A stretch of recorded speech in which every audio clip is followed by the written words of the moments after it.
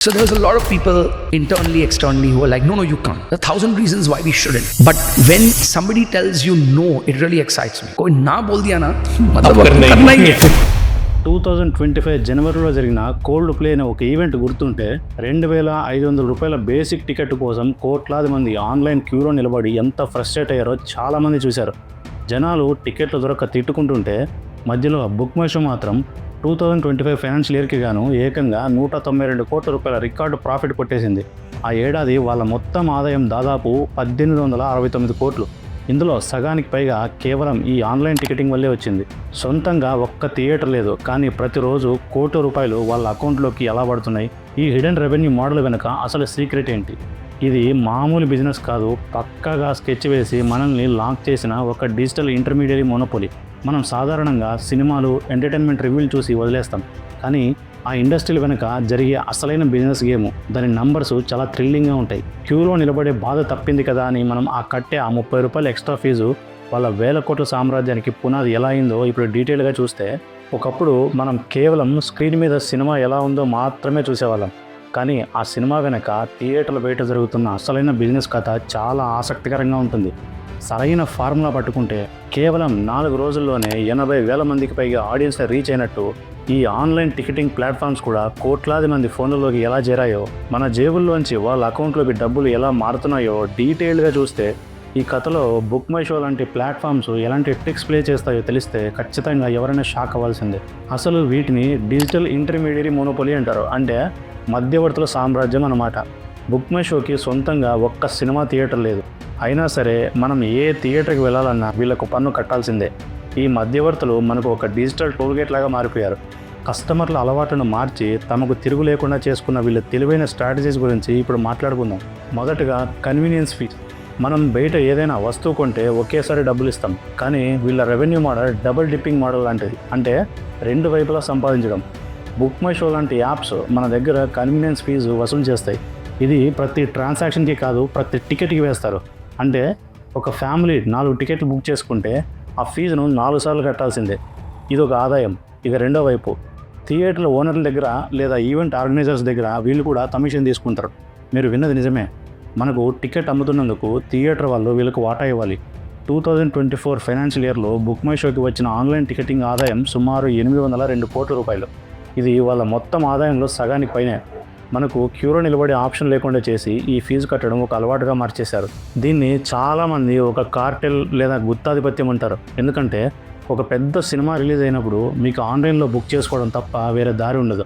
Theatre దగ్గరికి వెళ్ళి కొందామంటే అక్కడ కౌంటర్లు తీరు, లేదా అప్పటికే ఆన్లైన్లో బుక్ మై షోలు అన్నీ అమ్ముడైపోయాయని చెప్తారు. ఈ నిస్సహాయతే వాళ్ళకు ఒక ఖచ్చితమైన ఆదాయ మార్గంగా మారింది. ఎలాంటి ముడిసరుకు కొనుగోలు చేయకుండా, ఎలాంటి తయారీ ఖర్చు లేకుండా కేవలం సర్వర్లు మెయింటైన్ చేస్తూ కోట్ల రూపాయల లాభాలు గడిస్తున్న మోడల్ ఇది.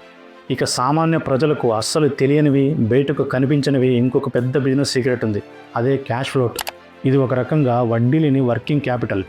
మనం ఒక పెద్ద సినిమాకో లేదా కోల్డ్ ప్లే లాంటి ఈవెంట్స్కో కొన్ని రోజుల ముందే టికెట్లు బుక్ చేసుకుంటాం. మనం ఇచ్చిన డబ్బులు థియేటర్ వాళ్ళకో ఆర్గనైజర్స్కో వెళ్ళిపోవు. షో అయ్యేదాకా లేదా ఒక వారం 10 రోజుల పాటు ఆ డబ్బులు బుక్ మై షో అకౌంట్లోనే ఉంటాయి. దీన్నే ఫ్లోట్ అంటారు. ఆ టైంలో ఆ డబ్బుల మీద వచ్చే వడ్డీని వీళ్ళు తీసుకుంటారు. మన డబ్బులు థియేటర్ వల్ల షో, కానీ మధ్యలో ఉచితంగా కోట్ల రూపాయల వడ్డీని వీళ్ళు ఎంజాయ్ చేస్తారు. ఈ మధ్యకాలంలో ఈ ఫ్లోట్ మనీని కేవలం బ్యాంకుల్లో ఉంచకుండా షార్ట్ టర్మ్ ఇన్వెస్ట్మెంట్స్, ట్రెజరీ బిల్లులో పెట్టి 7-8% దాకా లాభాలు తీస్తున్నారు. 2025 లెక్కల ప్రకారం ఇలాంటి వాటిలో వాళ్ళు ఏకంగా 500 కోట్ల రూపాయలకు పైగా పెట్టుబడి పెట్టారు. అంటే మనం ఎంత ముందుగా బుక్ చేసుకున్న కొద్దీ వాళ్ళకు అంత లాభం అన్నమాట. క్యాన్సిలేషన్ అయితే మనకు రిఫండ్ రావడానికి వారం రోజులు పడుతుంది కదా, ఆ వారం రోజులు కూడా ఆ డబ్బు మీదే వడ్డీ వాళ్ళకి వెళ్తుంది. ఇది ప్రతి డిజిటల్ ప్లాట్ఫామ్ చేసే పని అయినా ఈవెంట్స్ విషయంలో ఇది భారీ స్థాయిలో ఉంటుంది. మరి థియేటర్ ఓనర్లు వీళ్ళను ఎందుకు క్వశ్చన్ చేయరు? సొంతంగా ఒక వెబ్సైట్ పెట్టుకొని టికెట్లు అమ్ముకోవచ్చు కదా అనే డౌట్ మనలో చాలామందికి రావచ్చు. ఇక్కడే అసలు గేమ్ ప్లే ఉంది. బుక్ మై షో థియేటర్స్ని తమ గుప్పెట్లో పెట్టుకునే విధానం చాలా పకడ్బందీగా ఉంటుంది. పీవీఆర్, ఐనాక్స్ లాంటి పెద్ద మల్టీప్లెక్స్తో వీళ్ళు డీప్ ఇంటిగ్రేషన్ ఉంటుంది. అంతేకాదు చిన్న థియేటర్లకు వాళ్ళ ప్లాట్ఫామ్ వాడమని చెప్పి అడ్వాన్స్లు లేదా 0 ఇంట్రెస్ట్ లోన్స్ ఇచ్చి మరి 2 ఏళ్ల పాటు అగ్రిమెంట్లు రాయించుకుంటారు. దీనివల్ల ఆ థియేటర్ వాళ్ళు వేరే ఏ యాప్లోనూ టికెట్లు అమ్మలేరు. దీనికంటే ముఖ్యమైనది డేటా. బుక్ మై షో దగ్గర మన డేటా మొత్తం ఉంటుంది. మనం ఏ తరహా సినిమాలు చూస్తాము, నెలకు ఎన్నిసార్లు థియేటర్కి వెళ్తాం, మనం ఏ ఏరియాలో ఉంటాం అనే ప్రతి డీటెయిల్ వాళ్ళ దగ్గర రికార్డ్ అవుతుంది. ఈ డేటాను పట్టుకుని వాళ్ళు పెద్ద పెద్ద మల్టీప్లెక్స్లతో డీల్స్ చేసుకుంటారు. కానీ చిన్న సింగిల్ స్క్రీన్ థియేటర్కి మాత్రం ఈ డేటాను పూర్తిగా ఇవ్వరు.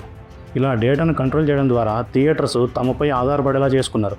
ఈ రోజుల్లో ఆన్లైన్లో బుకింగ్స్ లేకపోతే థియేటర్లు ఖాళీగా ఉంటాయని ఓనర్లకు బాగా తెలుసు. కాబట్టి వాళ్ళు ఈ సిస్టమ్ని వ్యతిరేకించలేరు. ఇది రీసెంట్ టైమ్స్లో కొత్తగా మొదలైన మరో ట్రెండ్ డైనమిక్ ప్రైజింగ్ లేదా సర్చార్జ్. ఓలా, ఊబర్లో వర్షం పడినప్పుడు క్యాబ్ రేట్లు ఎలా పెరుగుతాయో ఇప్పుడు ఈవెంట్స్, కాన్సర్ట్స్ విషయంలో కూడా అదే జరుగుతుంది.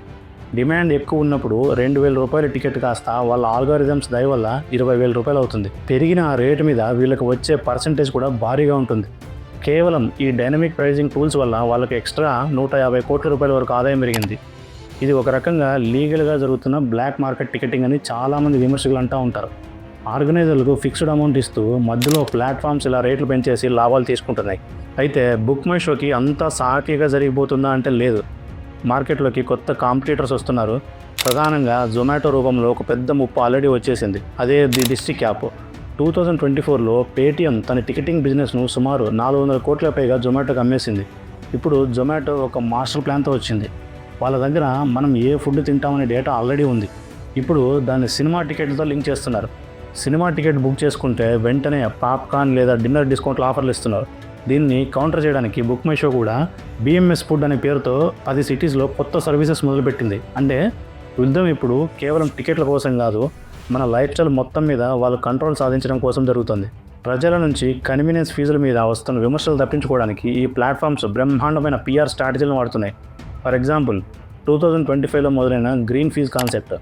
పెద్ద పెద్ద క్రికెట్ మ్యాచ్లు లేదా ప్రీమియం ఈవెంట్స్ బుక్ చేసుకున్నప్పుడు పర్యావరణాన్ని రక్షించడం కోసం, చెట్లు నాటడం కోసం అంటూ మన బిల్లులో ఇంకో 10 లేదా 20 రూపాయలు అదనంగా కలుపుతారు. ఇది వినడానికి చాలా బాగుంటుంది. పైగా మనం కూడా మంచి పని కోసమే విధాన్ని కట్టేస్తాం. కానీ దీనివల్ల వాళ్ళకు పరోక్షంగా కోట్లాది రూపాయల ఫండ్స్ వస్తాయి. పైగా వీళ్ళ బ్రాండ్ ఇమేజ్ కూడా పెరుగుతుంది. జనాల్లో ఈ ఫీజుల మీద ఉన్న కోపం కూడా ఈ గ్రీన్ అనే పదం వెనక దాగిపోతుంది. ఒక చిన్న పెయిన్ పాయింట్ తీసుకొని క్యూలో నిలబడకుండా కన్వీనియన్స్ అనే పేరుతో ఒక డిజిటల్ సిస్టమ్ను క్రియేట్ చేసి ఇప్పుడు ఆ సిస్టమ్ని ఒక సామ్రాజ్యంగా మార్చిన తీరు నిజంగా ఒక అద్భుతమైన బిజినెస్ కేస్ స్టడీ. ఇది ఖచ్చితంగా మోసమా అంటే చెప్పలేం. ఎందుకంటే కాంపిటీషన్ కమిషన్ ఆఫ్ ఇండియా కూడా వీళ్ళకు క్లీన్ చిట్ ఇచ్చింది. కానీ వీళ్ళు ఆడే financial game, data control, cash flow management మాత్రం ఒక మాస్టర్ క్లాస్.